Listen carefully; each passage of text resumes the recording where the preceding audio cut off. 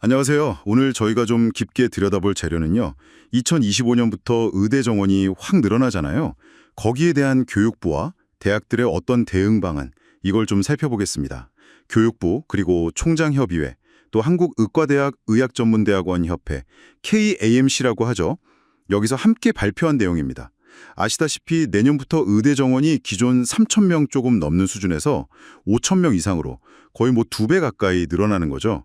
근데 이게 다가 아니고 올해 휴학했던 학생들 있잖아요. 이 학생들이 만약에 내년에 다 복학한다고 가정하면 실제 1학년 강의실에는 기존의 한 2.5배, 7,600명 정도가 같이 수업을 들어야 할 수도 있다. 뭐 이런 계산이 나오더라고요.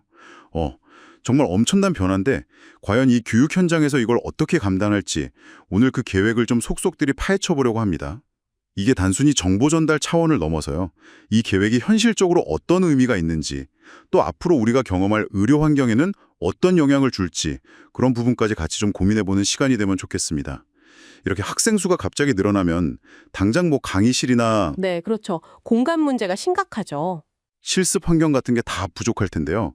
이건 어떻게 풀어나가려고 하는 건가요? 맞습니다. 이게 가장 큰 고민이죠. 단순히 학생들 그냥 수용하는 걸 넘어서 교육의 질을 어떻게 유지할 거냐, 아니 오히려 더 좋게 만들 수 있냐는 거거든요. 그래서 대학들이 이제 KAMC하고 머리를 맞대고 여러 가지 시나리오, 그러니까 교육 운영 모델들을 좀 구상하고 있어요. 네, 저도 그 모델들 봤는데 좀 흥미롭더라고요. 예를 들면 그 복학하는 24학번하고 새로 들어오는 25학번을 아예 그냥 같은 학년으로 묶어버리는 거예요. 그래서 같이 졸업시키는 거죠. 이게 모델 1번이었던가요? 네, 모델 1번이 그거죠. 그리고 또 다른 방식으로는 24학번 과정을 좀 재설계해서 졸업 시기를 좀 다르게 가져가는, 그러니까 순차적으로 졸업시키는 방안들도 있던데요. 모델 2, 3, 4번 이런 식으로요. 그렇죠. 각각 장단점이 아주 뚜렷합니다. 동시에 졸업시키면 교육과정 운영은 단순해 보일 수 있어요. 근데 갑자기 2배 넘는 학생들을 위한 시설, 뭐 교수님들 이런 걸 다 확보해야 하잖아요. 그리고 나중에 졸업생이 한꺼번에 너무 많이 나오니까 그것도 부담이고요. 아, 그렇죠. 인턴이나 레지던트 자리도 그렇고. 반면에 이제 순차적으로 졸업시키면 당장의 시설 부담은 좀 덜 수 있고 또 의료 인력 배출 시기도 조절할 수 있다는 장점이 있죠. 하지만 대학 입장에서는 이게 여러 학년에 다른 교육 과정을 동시에 돌려야 하니까 훨씬 복잡해지는 문제가 있습니다. 아마 대학마다 사정이 다 다르니까 거기에 맞춰서 최적의 방안을 선택하게 될 겁니다. 이런 복잡한 상황을 풀려면 결국엔 예산, 돈이 중요할 텐데요. 정부 지원 규모는 어느 정도나 되나요? 네, 상당한 규모의 투자가 계획되어 있습니다. 2025년 내년 한 해에만 교육부 예산으로 약 6천억 원, 6,062억 원이라고 명시되어 있는데요. 그 이상이 투입될 예정입니다. 크게 보면 한 세 가지 방향으로 지원이 이루어진다고 볼 수 있어요. 첫째는 역시 인프라 확충입니다. 이미 상반기에 국립대 교수 300명을 포함해서 거의 600명 가까운 교수를 채용 완료했어요. 아, 벌써요? 네, 주로 이제 임상 실습을 담당하실 교수님들이 많고요. 기초의학 분야 교수님들도 충원됐습니다.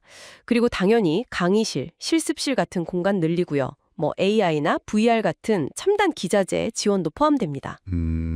하드웨어적인 부분을 보강하는 거군요. 그렇죠. 그리고 두 번째는 교육 내용 자체를 좀 혁신하는 데 투자합니다. 단순히 지식 전달만 하는 게 아니라 앞으로 중요해질 필수 의료나 지역 의료 관련 실습을 강화하고요. 또 연구하는 의사, 그러니까 의사과학자를 키우는 과정이나 아니면 최신 기술을 융합하는 교육, 이런 것들을 대학별로 좀 특색 있게 개발하도록 지원하는 거죠. 여기에도 한 550억 원 이상 들어갑니다.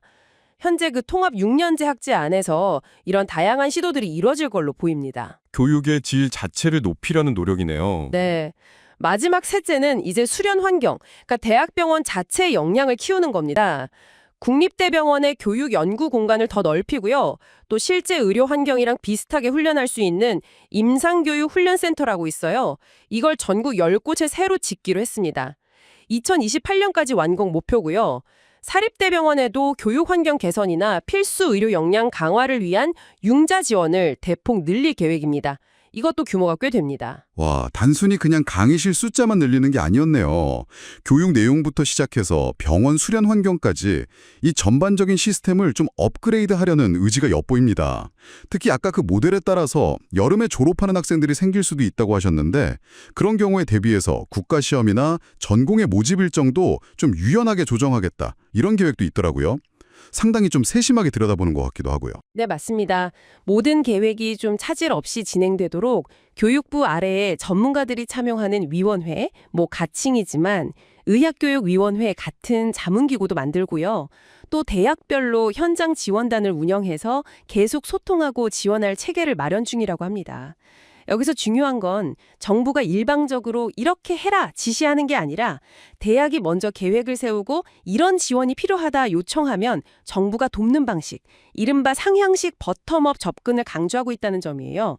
이건 과거 정책 추진 방식과는 좀 다른 모습이죠. 네, 오늘 저희가 살펴본 이 2025 의학교육 지원 방안은 갑자기 늘어나는 의대생 수를 잘 관리하면서 동시에 교육의 질도 높이고 또 미래 의료 수요 변화에도 대비하려는 정부와 대학들의 어떤 종합적인 고민이 담긴 계획이었습니다. 여러 교육 모델을 구상하는 것부터 시작해서 대규모 재정 투자를 통한 인프라 확충, 교육과정 혁신, 병원 역량 강화까지 정말 다각적인 노력이 포함되어 있네요. 그렇죠. 이 계획들이 이제 얼마나 잘 실행되느냐가 관건일 겁니다. 만약 이게 성공적으로 이행된다면 단순히 늘어난 학생 수를 관리하는 차원을 넘어서서요. 한국 의학교육 시스템 전체가 한 단계 더 발전하는 그런 계기가 될 수도 있겠죠. 물론 그 과정에서 예상치 못한 어려움도 분명히 있을 거고요. 그렇겠죠. 계획은 항상 그럴듯하지만 현실은 또 다를 수 있으니까요. 자, 오늘 저희가 짚어본 내용 외에도 여러분께서 한번 생각해 보시면 좋을 질문을 하나 던지면서 마무리할까 합니다. 과연 이러한 교육 시스템의 변화, 그리고 지역 필수 의료에 대한 강조가 앞으로 배출될 의사들의 모습이나 궁극적으로 여러분이 받게 될 의료 서비스의 질을 근본적으로 어떻게 바꿔놓을 수 있을까요? 이 질문에 대한 답은 아마 앞으로 우리가 계속 지켜보면서 찾아가야 할 것 같습니다.